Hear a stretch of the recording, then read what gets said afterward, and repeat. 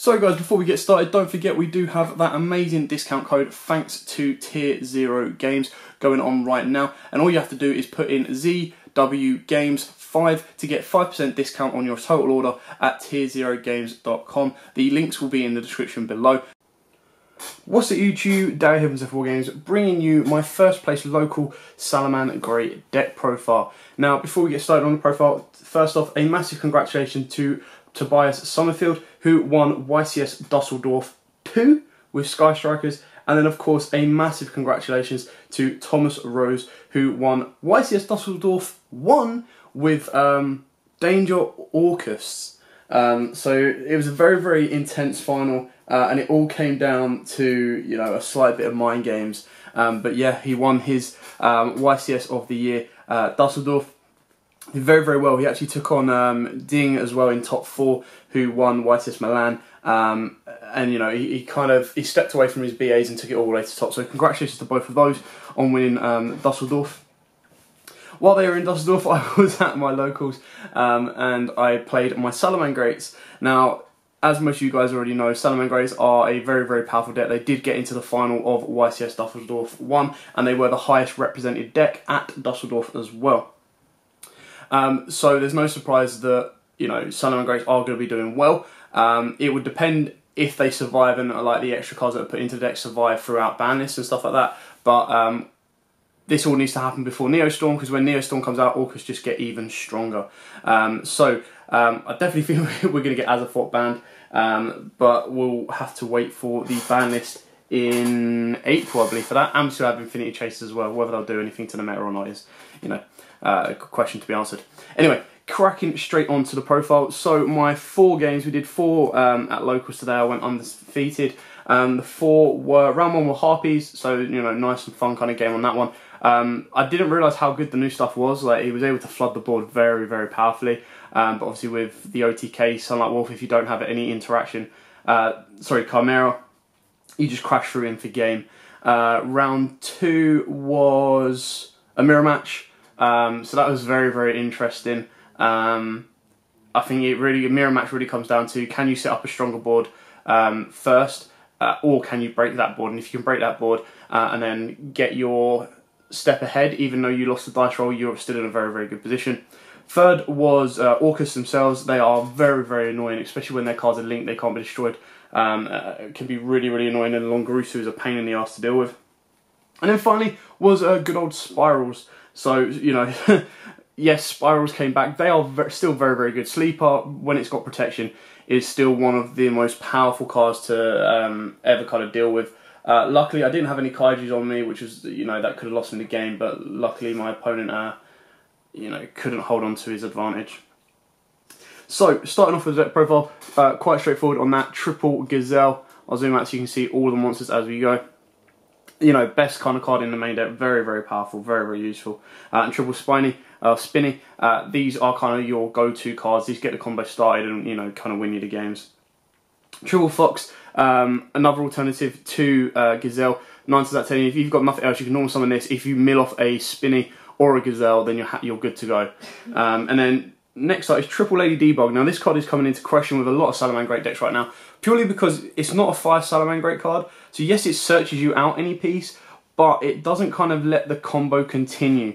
If your opponent stops your debug by any way, like Ogre, Ash, anything like that, your combo kind of stops, because all you can do is go into the Baylinks, and then you can't trigger Gazelle. The only thing you need is a Spinny, and then you need to ditch the Spinny, bumping up, and then bring the Spinny back from grave, and it's kind of additional extensions you don't really need.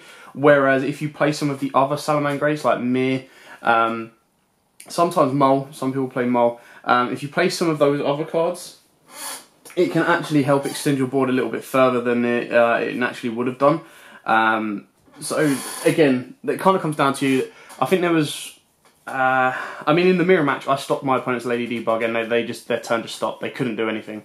They had to go into a Baylinks and then reincarnate the Baylinks just to make their traps live, which is not ideal. It's not what you want to do. So with all the hype that Debugs has, it's probably not as relevant right now, and there's probably some alternate cards that could be put in here, so I wouldn't rush to go and buy your Debugs. Then we've got Jack Jaggle, And Falco, I think I used Falco once. Jack Jaguar obviously is quite self-explanatory. Very, very good. And then if you do open it up, this is a no budgets hold like kind of build. So I have got triple Phantasmal Dragon in the main. You don't have to main it. It can be a very, very dead card if you're not playing up against Link monsters. Like especially in the Harpy matchup, I think he only summoned the Link monster once, and out of the 2 games, Spirals it was good against because obviously you'd go into double Helix. Salamangreats it was great in the mirror, and then Orcus it was very, very good in as well. So it kind of comes down to the matchups that you have, whether you want to main it or not, and depends on what your locals is whether you want to main it or not. Triple Ash Blossom, everyone should have these now with the Salamangreats. And double Ghost Ogre, I still really, really rate Ghost Ogre. You can play Effect Vader in if you want, but I still think Ghost Ogre is such a good hand trap. And the issue with it right now, or that I see some players with, is it's got a little bit better over recent times, but in the past people were like, Ghost Ogre's not that good, I'm not even going to play it, I'm not going to main it. And then your opponent was getting reluctant, they were like, oh cool, I'm not going to see a Ghost Ogre, I don't need to worry about that, I need to play around Ash, I need to play around this. And then when you hit him with a Ghost Ogre, that's it, the game was over. So that's kind of where I got quite good with the Spiral matchup. Triple Call by the Grave, quite self-explanatory on that one. Triple Salamangreat Circle. Now, there's a bit of confusion on this card, because I was watching one of the streams at Dusseldorf, I think it was like round 6, I could be wrong, but his opponent had drawn Lockbird, and I could have misunderstood it, but I was listening to the commentary, and the commentary said that they activated Circle during, so the guy went first, was playing Salamangreats, and he somehow went draw phase, activate Salamangreat Circle to get the search off. And that then meant the opponent tried to draw and Lockbird him, but the judges ruled that he activated this during draw phase, so you couldn't draw and Lockbird him, so the draw had to come back, which then meant that the Salamangreat player was able to continue his plays and got the Baylinks and the Field Spell and go from there. So I don't know if you guys have any more explanation onto if that's actually allowed, because you're going first. Do you technically get a draw phase? I suppose you kind of do. And then was it ruled correctly? I mean, am I missing something? If you're able to activate quick plays in that during the draw phase of your first turn, you know, this deck doesn't worry about draw at all then, in that case. One Sanctuary, obviously straightforward on that one. Will of Salamangreat, this is so good. Like, some people don't even realise it's second effect. The effect to send this and then bring back multiples from the graveyard. So if you've got a Wolf, you get to bring back 2 monsters. If you've got a Heat Leo, you get to bring back 3 monsters. You just extend your board. It's crazy good. One Fusion of Fire, quite self-explanatory on that one. And the one Super Poly, very, very good in the mirror match. Like, he literally, I went first, set on my board, had this set. He went and made his board. I kind of interrupted it a little bit. He had 2 Baylinks on the board. He made Baylinks into Sunlight Wolf and then passed his turn. Now, I could have hit with the Baylinks, but I was like, he could extend. So what I did is in the end phase, I kind of went Super Poly, got rid of his Wolf, so he had nothing left and he couldn't play anything more. And then that turned off all his spells and traps, and then I went in for game. Even though my Chimera didn't have the boost attack, I still was able to go for game, which was really, really good. Triple Gozen came out in every match. Like, Harpies, no use. Mirror, no use. Orcus, no use. The only use it had was against Spirals, and it was like, I'm not really too fussed about running with Gozen. I'd rather go with some of my side deck cards. Triple Infinite Impermanence, straightforward on that one. Double Raw and 1 Raged. Just in case you want to use Raw's effect to set itself and then it gets banished, you still have a lot of plays, and then your Wolf can keep bringing it back. It's very rare that in a Salamangreat deck it lasts more than 1 or 2 turns, purely because you've either shut your opponent off and then gone for the OTK because of the consistency, or you've gone straight into the OTK, so you know you don't really need to rely on them too heavily. Go straight to the extra deck and then I'll take you through the side deck. So Triple Wolf, self-explanatory on that one. 15 quid rare is ridiculous, crazy amount right now. It is starting to come down in price apparently. So, you know, like 10 quid or a rare is still a bit too much, but it is very, very important in the deck. You never know, it'll be hollow in the next OTS, so I wouldn't be surprised. Triple Baylinks, self-explanatory on that one. Double Heat Leo, double Mirage Stalio, 1 Violet Chimera. All self-explanatory on those ones. And then for the other links, we've got the 1 Nightmare Phoenix, 1 Nightmare Unicorn, 1 Boral Sword, and 1 Boral Load. Obviously wins you games, hands out, deals with any troublesome back row. But the majority of the time you're only going into these. Like I said, first turn you're going up to Link 2 Wolf as much with the Mirage Stalio, and then turn 2, or you're going second play, you're going into hopefully Heat Leo and then into a Violet Chimera. So, you know, you don't really need to worry too much about that.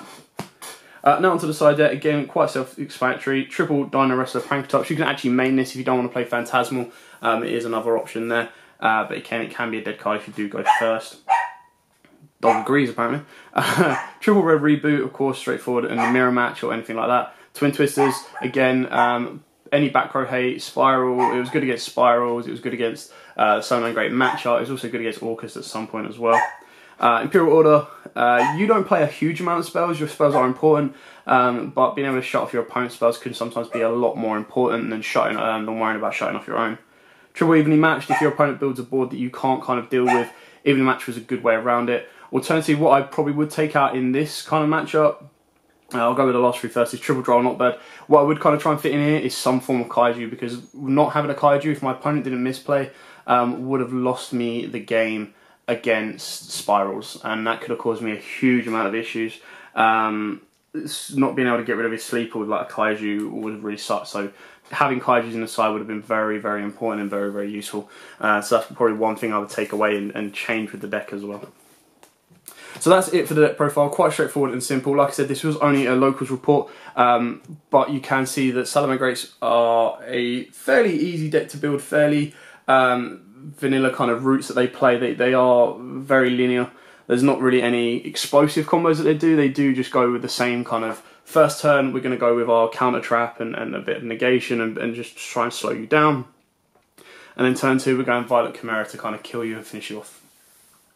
So that is it for the deck profile. I hope you liked it, I hope it gives you a couple of ideas. If you do want more budget options, by all means, Ashes everyone should have. Ogres you should be able to pick up quite cheap and easily. Extra deck, like I said, you do not need to worry about Borrow Load or Borrow Sword or even Unicorn. Very rare that you go into those.